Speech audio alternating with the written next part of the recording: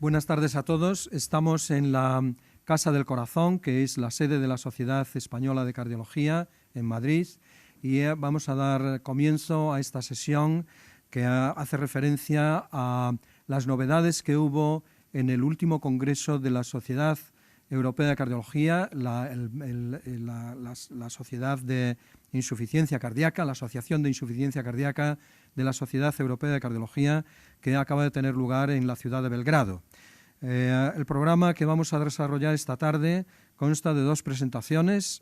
Tengo conmigo a mi derecha al doctor José Ramón González Juanatey, que es el jefe de servicio del Hospital de Cardiología del Hospital Universitario de Santiago de Compostela, que va a hablar de las nuevas guías de la Sociedad Europea de Cardiología, concretamente centrándose en una novedad especial que es los resultados de un estudio que es de los pocos que han tenido un impacto en las guías por el beneficio que se encontró en el estudio, que es el estudio SHIFT. A continuación, el doctor Juan Delgado Jiménez, que es el jefe del programa de trasplantes de otro hospital de Madrid, que es el Hospital 12 de Octubre, hablará también un poco de las guías y de otras novedades que también se presentaron en el Congreso de la Asociación de Insuficiencia Cardíaca de la Sociedad Europea de Cardiología, y después tendremos la discusión, que será abierta y que será moderada por el doctor Juan Quiles, que es un cardiólogo que trabaja en el Hospital Universitario de San Juan en Alicante, ¿no? Y es no solo un experto en cardiología, sino que además va a solucionar un problema que ha surgido hace media hora, que es que creo que se ha colgado el Twitter o algo así que le llaman, ¿no? Y con lo cual yo esta noche ya no iba a dormir, pero está aquí Juan Quiles, que seguro que encuentra alguna solución porque también es un experto en eso. Con lo cual, sin más, le doy la palabra al doctor Juanatey y cuando quieras.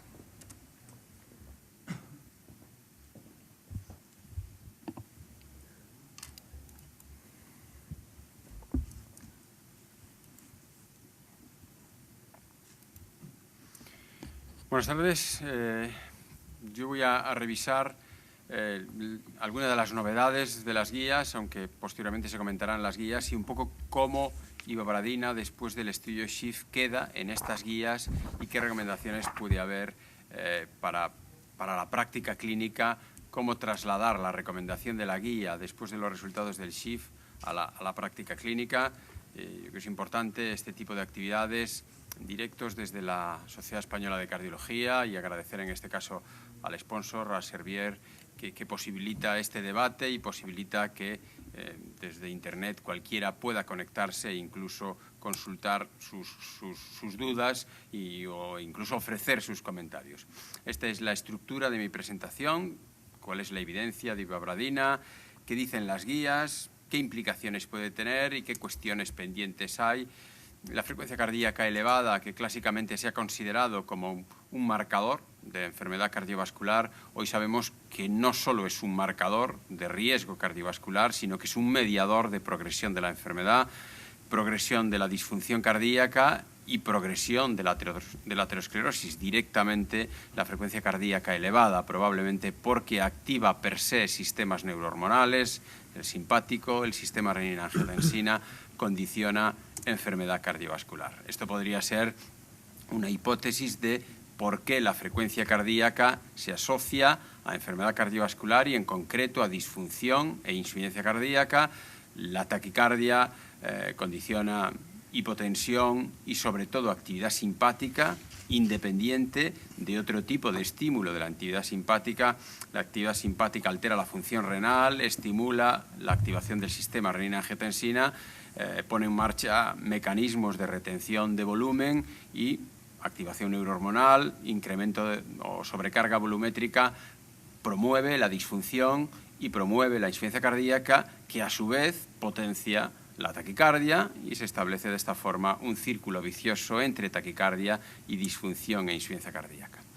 Ivabradina es un fármaco, el único fármaco de una nueva familia en que ultraselectivo condiciona bradicardia al actuar sobre la corriente IF de despolarización diastólica espontánea del nódulo sinusal. Las estructuras automáticas en el corazón deben su automatismo a la pendiente despolarización diastólica, el nódulo sinusal tiene una corriente específica, esta corriente que al bloquearla o al inhibirla se enlentece dicha pendiente y los potenciales de acción se producen de forma más lenta, y este es el mecanismo de acción del fármaco y el mecanismo a través del cual induce bradicardia.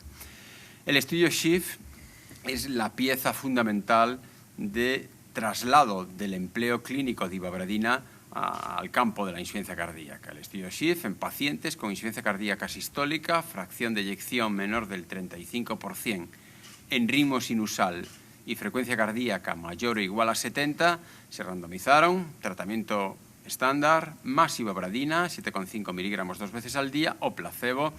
El objetivo primario, que era un combinado de mortalidad cardiovascular y hospitalización por insuficiencia cardíaca, se redujo con ivabradina de forma significativa y un impacto muy llamativo en la hospitalización por insuficiencia cardíaca. Por tanto, objetivo primario combinado beneficio con ivabradina y estabilización, sobre todo a expensas de la estabilización del cuadro de insuficiencia cardíaca. Y además, y por primera vez, con un fármaco en insuficiencia cardíaca, no solo beneficio pronóstico, sino seguridad a expensas de prácticamente ausencia de efectos adversos.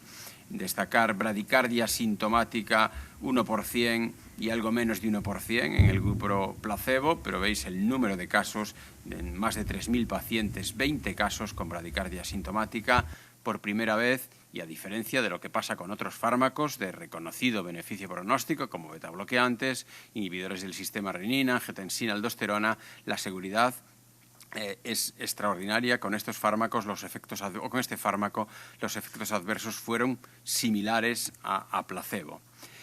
Hay un subanálisis en pacientes del estudio SHIFT con frecuencia cardíaca igual o mayor a 75 latidos minuto, en donde el beneficio es particularmente relevante, no solo en el objetivo primario, sino también en la mortalidad cardiovascular, en la mortalidad por insuficiencia cardíaca, en la mortalidad por todas las causas. En este estudio, de forma uniforme, la mortalidad se reduce y especial impacto, 30% de reducción en las hospitalizaciones por insuficiencia cardíaca. Por tanto, en este subgrupo de pacientes con algo más de taquicardia, frecuencia cardíaca igual o mayor a 75, el impacto de ivabradina fue mucho más sólido, no solo sobre el objetivo primario, sino también sobre la mortalidad y todos los diferentes tipos de mortalidad, total, cardiovascular, por insuficiencia cardíaca, además de impactar significativamente más sobre la estabilidad del cuadro, sobre las hospitalizaciones por insuficiencia cardíaca.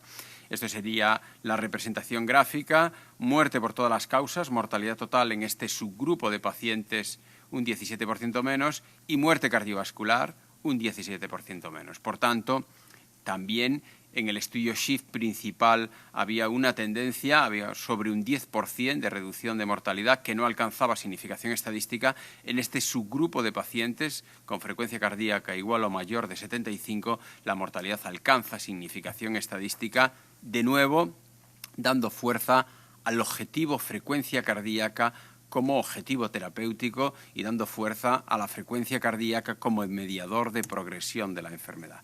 Podremos verlo aquí en una publicación muy reciente que está disponible online desde hace unas semanas, en donde vemos que el objetivo primario en el subgrupo de frecuencia cardíaca mayor de 75 latidos minuto es muy significativa el beneficio de ivabradina. Por el contrario, en el subgrupo de pacientes con frecuencia cardíaca menor de 75 no se observaba beneficio. Este subanálisis, como comentaba, da fuerza a la frecuencia cardíaca como instrumento clínico para estratificar el riesgo de los pacientes, pero sobre todo para orientar la eficacia de la terapéutica, ya que la reducción de la frecuencia cardíaca se emerge como un objetivo terapéutico de primera línea en este grupo de pacientes. Y es además la frecuencia cardíaca alcanzada a los 28 días en la rama de tratamiento con ivabradina la que estratifica diferentes riesgos. Los pacientes con frecuencias cardíacas más bajas, menores de 60, eran los que presentaban un pronóstico mejor, y uniformemente este comportamiento de las curvas vuelve a dar mucha fuerza a frecuencia cardíaca como mediador marcador y objetivo terapéutico, y también nos indica que al menos hasta una frecuencia cardíaca menor de 60, ivabradina es eficaz, y reducir la frecuencia cardíaca a menos de 60 en pacientes con insuficiencia cardíaca sistólica en ritmo sinusal se acompaña del mejor pronóstico. ¿Cuál es el límite inferior? Probablemente sea el límite individual que cada paciente tolere, y que la frecuencia cardíaca aquí, cuanto más baja mejor, aunque seguro que hay una curva J también. Es importante individualizar el nivel de frecuencia cardíaca, pero al menos hasta 60 latidos minuto es seguro y se acompaña del mejor pronóstico. No solamente hay una relación entre frecuencia cardíaca y pronóstico, sino que también hay una relación entre frecuencia cardíaca y capacidad funcional. Vemos como los pacientes que tienen una mayor reducción de la frecuencia cardíaca a 12 meses tienen el mayor beneficio en términos de calidad de vida, de capacidad funcional. Por tanto, frecuencia cardíaca, pronóstico en términos de morbimortalidad y pronóstico también en términos de calidad de vida, en este caso de clase funcional de los pacientes. Esta figura es especialmente relevante en el debate de frecuencia cardíaca como objetivo terapéutico.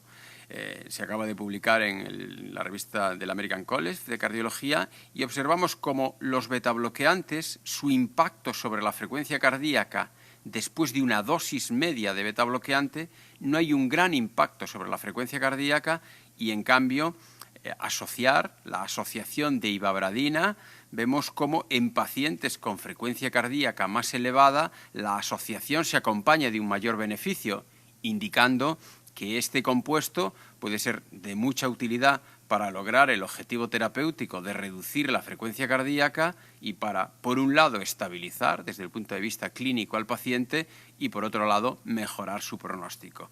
Esta diapositiva yo creo que es muy importante desde un punto de vista clínico, ya que da mucha fuerza al objetivo de reducir la frecuencia cardíaca en pacientes con insuficiencia cardíaca sistólica. Y finalmente, un subanálisis presentado en el Congreso de Belgrado, en donde el tratamiento completo de la insuficiencia cardíaca con IECAs o ARA2 betabloqueantes y antialdosterónicos, en ellos la asociación de ivabradina mantiene la eficacia.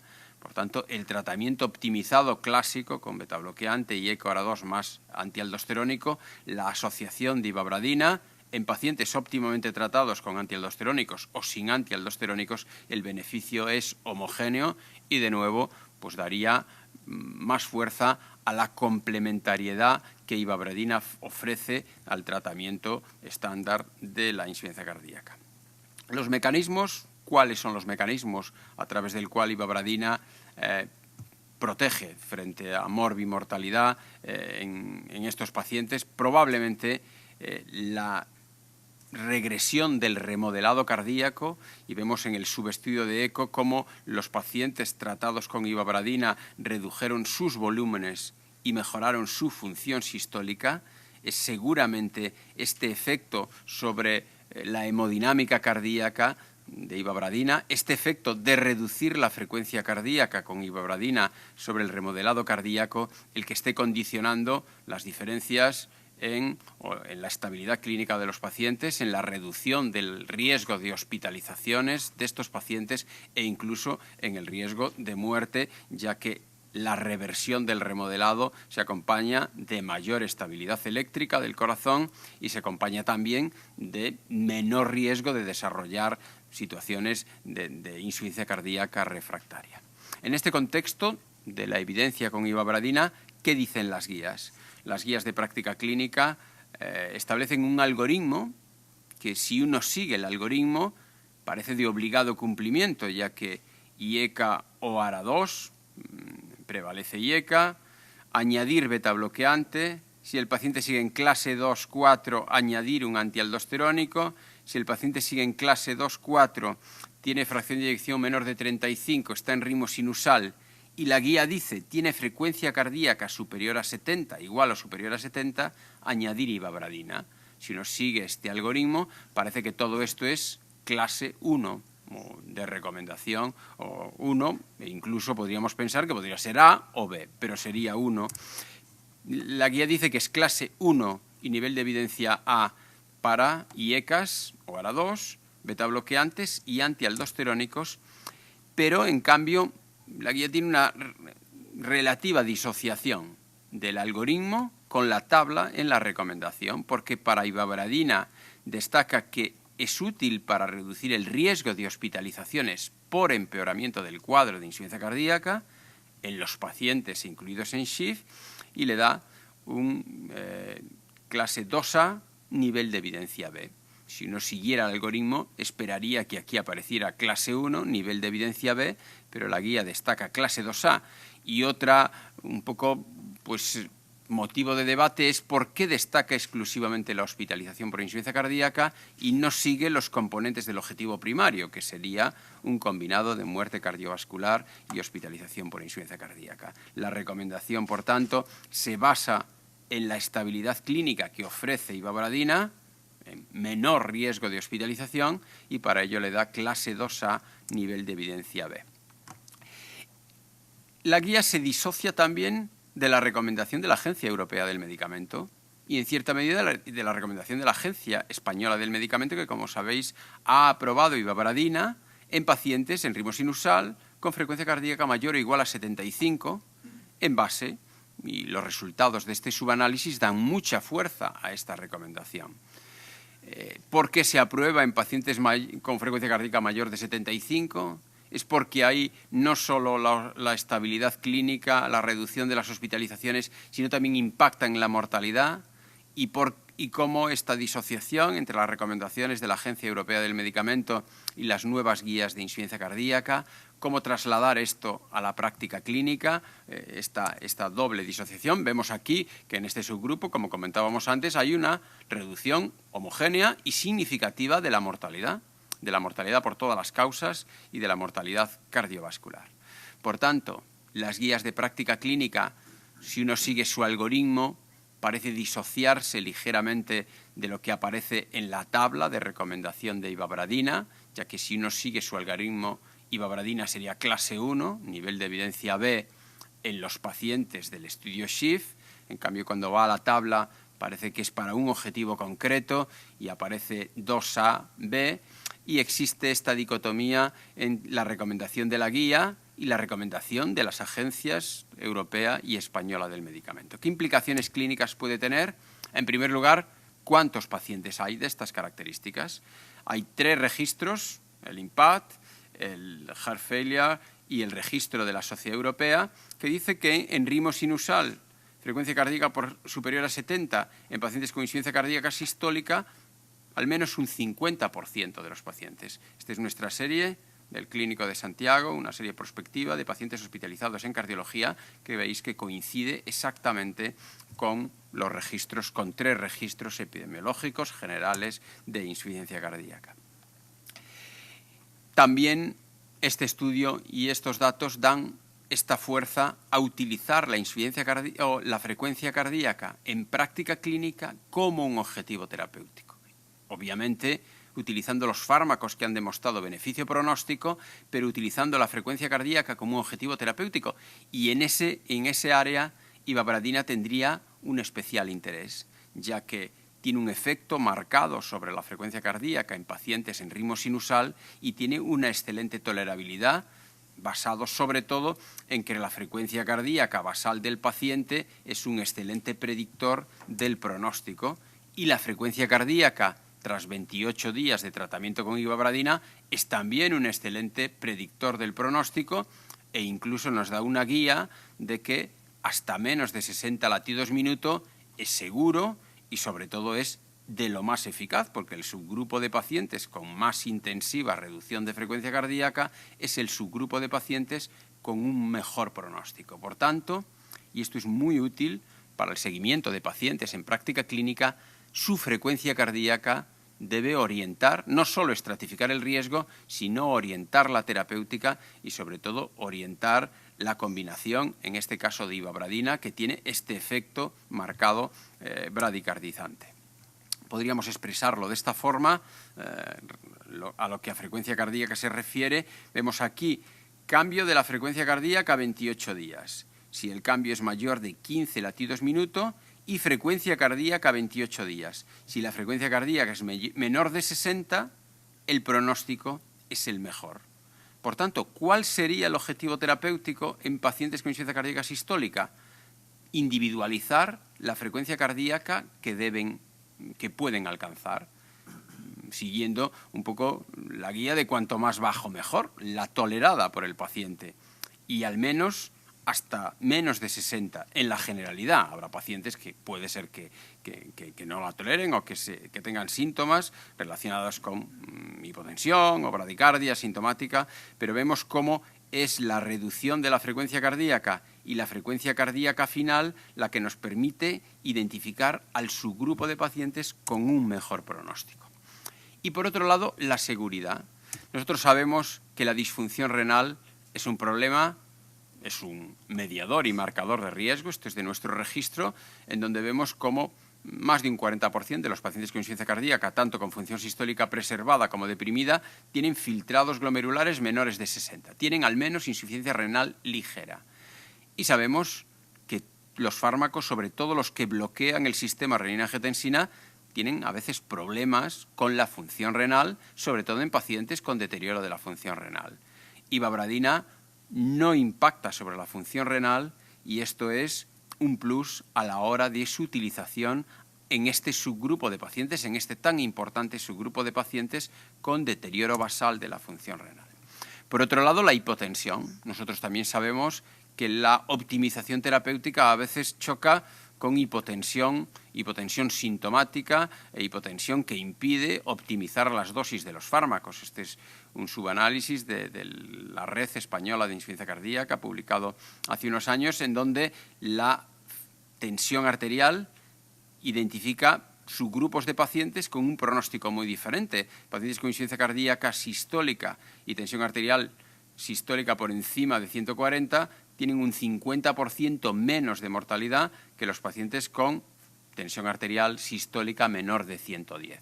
La tensión arterial es probablemente, como la frecuencia cardíaca, un marcador, pero también un mediador. La hipotensión induce activación neurohormonal, la activación neurohormonal induce progresión de la enfermedad y la progresión de la enfermedad puede inducir más hipotensión. De nuevo, ivabradina en los subgrupos de pacientes con hipotensión es de especial utilidad, ya que ivabradina no impacta ni sobre la función renal ni sobre la presión arterial, como puede verse en el abandono por acontecimientos adversos. Hubo muy pocos abandonos por bradicardia sintomática, 1 por 100, 20 pacientes de más de 3.200, y no hubo deterioro de la función renal. Por tanto, ivabradina sin efectos deleterios sobre función renal y presión arterial, lo que le confiere una gran aplicabilidad clínica a las recomendaciones de las guías europeas y a los resultados del estudio SHIFT. Y esto, como sabéis, en pacientes óptimamente tratados, casi 100% con IECA-SORA2, 90% con beta-bloqueantes y más de un 60% con antialdosterónicos, un escenario de optimización terapéutica. Ivabradina consigue los resultados que hemos visto en el grupo total del SHIFT, frecuencia cardíaca mayor de 70, y en el subgrupo de frecuencia cardíaca mayor de 75. Cuestiones pendientes. Lo que sí está claro es que los datos del SHIFT e ivabradina plantea que la frecuencia cardíaca debe ser un objetivo terapéutico en pacientes con insuficiencia cardíaca sistólica, ya que la frecuencia cardíaca es un mediador de la progresión de la enfermedad e ivabradina es de utilidad en este objetivo. Y por tanto existirá un punto J entre reducción de frecuencia cardíaca y beneficio, y cuál es el nivel a partir del cual, si reduces más, el riesgo aumentaría. Esto debe individualizarse, pero hoy sabemos que hasta menos de 60 debería ser, o es seguro en la generalidad de los pacientes, y quizás 60 no sea el límite, sino que el límite debe ser el que cada paciente, la optimización de la frecuencia cardíaca en cada paciente. Cuestiones pendientes. La cuestión pendiente estaría en cómo debatir la recomendación de la guía. 2A para estabilidad clínica, 2A para conjunto del pronóstico, 1B siguiendo este algoritmo, seguir en práctica clínica las recomendaciones de las guías, que es en pacientes con frecuencia cardíaca mayor de 70, seguir las recomendaciones de la Agencia Europea y Española del Medicamento, que aprueba la indicación para frecuencia cardíaca mayor de 75, cada uno en su práctica clínica debe decidir. Y ya finalmente, ¿qué cuestiones estarían un poco pendientes o en cierta medida resueltas después de los datos del SHIF? La frecuencia cardíaca es un objetivo terapéutico y el objetivo debe ser la frecuencia cardíaca o hasta la individualización en función de la tolerabilidad del paciente. Efecto en pacientes con hipotensión. En pacientes con hipotensión que no se han incluido en SHIF, sería útil la utilización de ivabradina por la ausencia de efectos sobre presión arterial. Ivabradina en pacientes con función sistólica preservada. En este momento no hay ningún grupo de fármacos que haya demostrado beneficio pronóstico. Reducir la frecuencia cardíaca optimiza el llenado y podría ser también una alternativa terapéutica en pacientes en ritmo sinusal y con frecuencias cardíacas superiores a 70 en práctica clínica. El efecto sobre el corazón es también un efecto vascular, incluso es un efecto renal, porque veíamos que la frecuencia cardíaca promueve también aterosclerosis, la aterosclerosis promueve disfunción cardíaca y finalmente en pacientes con disfunción renal avanzada, donde frecuentemente no podemos utilizar muchos de los fármacos, bloqueo del sistema, antialdosterónicos, ivabradina podría ser una opción en estos pacientes que estuviesen en ritmo sinusal y taquicárdicos y en ellos podría ser una alternativa con o sin optimización del tratamiento si es posible en práctica clínica. Por tanto, el estudio SHIF viene a completar todo el programa de investigación en posinfarto, en el Beautiful, en angina, en isquemia miocárdica, en el Signify y, sobre todo, el estudio SHIF nos ha abierto nuevas perspectivas para tratar de una forma mejor, optimizar el pronóstico de nuestros pacientes y la situación clínica y también ha contribuido a generar conocimiento sobre la enfermedad y ha contribuido a establecer a la frecuencia cardíaca como un objetivo terapéutico y esto creo que es muy importante en práctica clínica y de esta forma lograr el objetivo que todo médico tiene, que todos tenemos, que es prolongar la vida y mejorar la calidad de vida de nuestros pacientes. Muchas gracias.